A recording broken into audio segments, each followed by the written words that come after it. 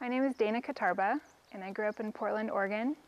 Came down to California to play tennis at St. Mary's College, and we actually just live right down the road from St. Mary's, so it's a pretty nice place to be.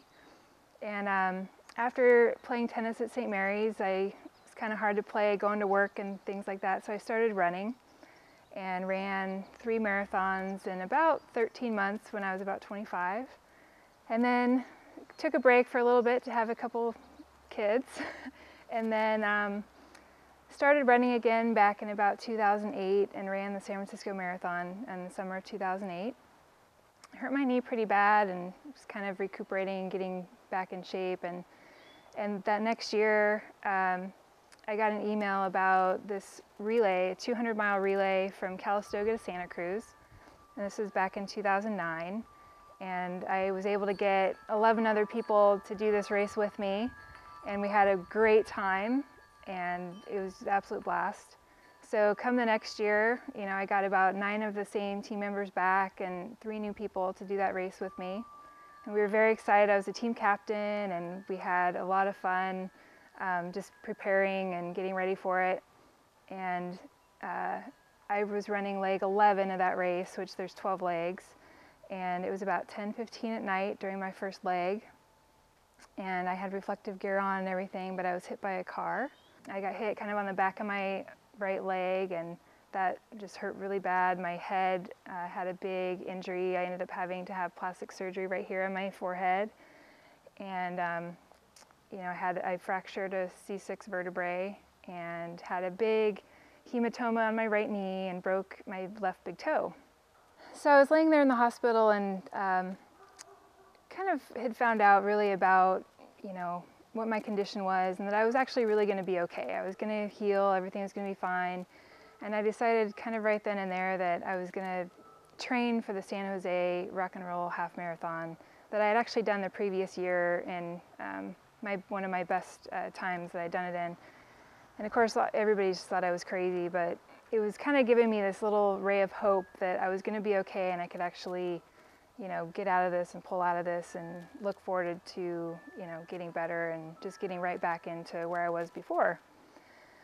So, I come home and, I was using a walker to walk around because I couldn't put weight on my feet really. And I had a neck brace on, one of those soft neck braces that, I had to sleep in, and I had a special one to shower with and all this kind of stuff.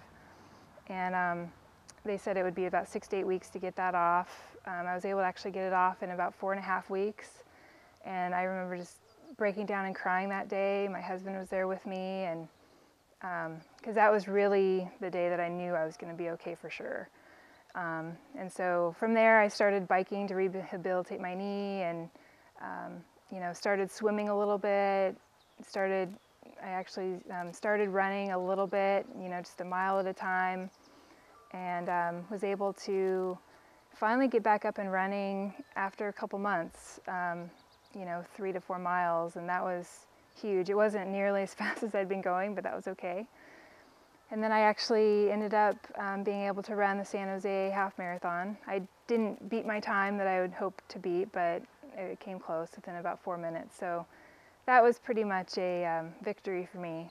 I think, during the half marathon, I kept thinking about, the place I was in just a short time earlier, and it really kind of motivated me to keep going, when I was feeling tired, and a couple of my friends were doing this with me, and, I just could remember, being on the couch and not being able to stand up and having to use this walker, and wondering really if I'd really be able to, run again or participate in any events like this again. And so I was it became a pretty emotional time. And when I finished that race, I was just more relieved, I think, than anything that I could actually still do this.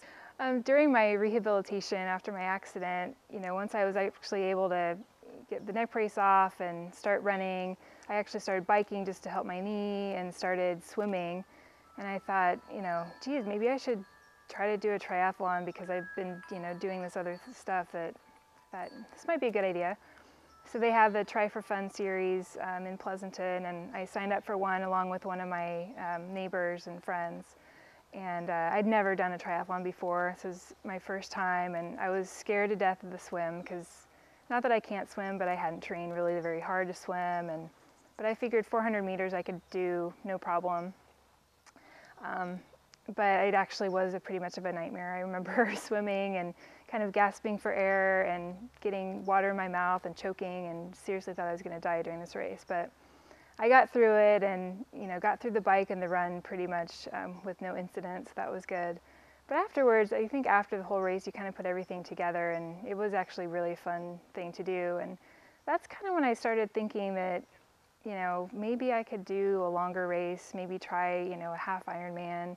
Because I'd seen these on TV when I was a kid growing up, and seeing the Ironman, and seeing people, crawling to the finish, and thinking, man, that would be pretty sweet if I could do something like that. But actually putting it into reality is completely different. So after that one triathlon, I decided, maybe, after the San Jose race, get myself back in shape, I could try to train for something bigger. And it's kind of a coincidence, but the weekend of the relay where I got hit, it's actually the same weekend that the Wildflower takes place. And so I'd heard about it from one of my friends that I tried to get to run the relay with us. And so I, in the back of my mind, I'm thinking that that would be a perfect weekend, kind of the anniversary of my accident, to try to run this race, and try to participate in it. So I kind of made up my mind to do that, after I ran the San Jose Half Marathon. The sign-ups, I believe, were December 1st or something like that. And my mom is actually doing the Olympic race the next day. And we both got on and signed up like right when the registration opened. So I think we're both, I think I'm number 1 in the half Ironman, and she's number 1 for the Olympic distance. So it's pretty exciting too to be able to share that with her. And so, basically began training for that the very end of December.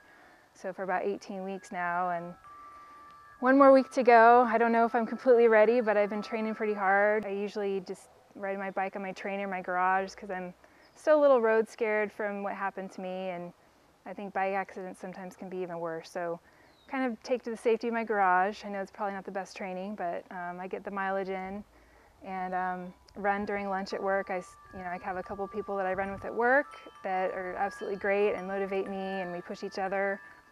And the swim I usually get in either first thing in the morning, I can get there during lunch, or even in the evening. So I kind of have been trying to balance things out and get everything in. I definitely won't be the first one to cross the finish line, but I think if I can just finish this race, I will be very, very happy and very satisfied that I've accomplished something pretty big.